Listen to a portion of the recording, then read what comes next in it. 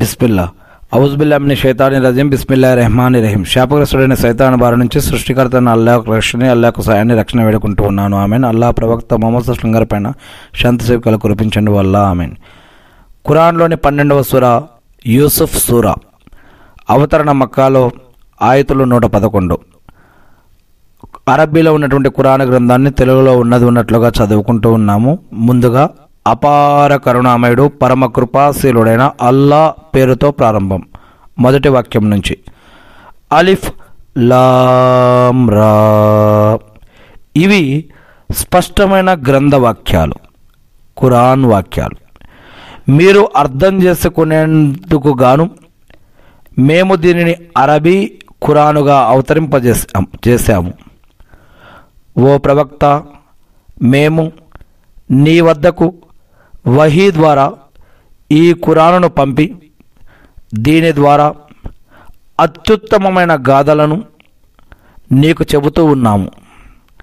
నిజంగా ఇంతకుముందు నీకు దీని గురించి, ఈ గాథల గురించి ఏమీ తెలియదు. యూసుఫ్ తన తండ్రితో, నాన్న, నేను కలగన్నాను. ఆ కలలో 11 నక్షత్రాలను, సూర్య చంద్రులను చూశాను.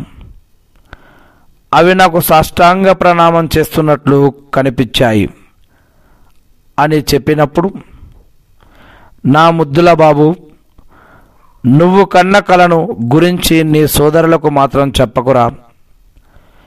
బహుశా వారు నీకు వ్యతిరేకంగా కుట్ర పన్నవచ్చురా. నిజంగా సైతాన్ మనిషికి బద్ధ విరోధి. అలాగే నువ్వు కలగన్నట్లుగానే జరుగుతుంది. నీ ప్రభువు నిన్ను తన కారుణ్యం కోసం ఎన్నుకుంటాడు.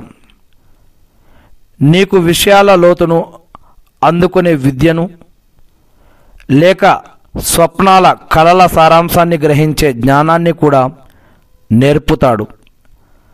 తన అనుగ్రహాన్ని నీపై పరిపూర్ణం గావిస్తాడు.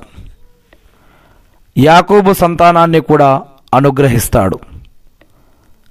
ఆయన లోగడ నీ తాత ముత్తాతలైన ఇబ్రాహీం, అబ్రహాం, ఈసాకులను తన అనుగ్రహాన్ని సంపూర్ణంగా ప్రసాదించినట్లు, నిజంగా నీ ప్రభువు మహాజ్ఞాని, గొప్ప వివేకవంతుడు అని అతని తండ్రి యాకోబు కుమారుడికి ఉపదేశించాడు. యూసుఫ్కి నిజంగా యూసుఫ్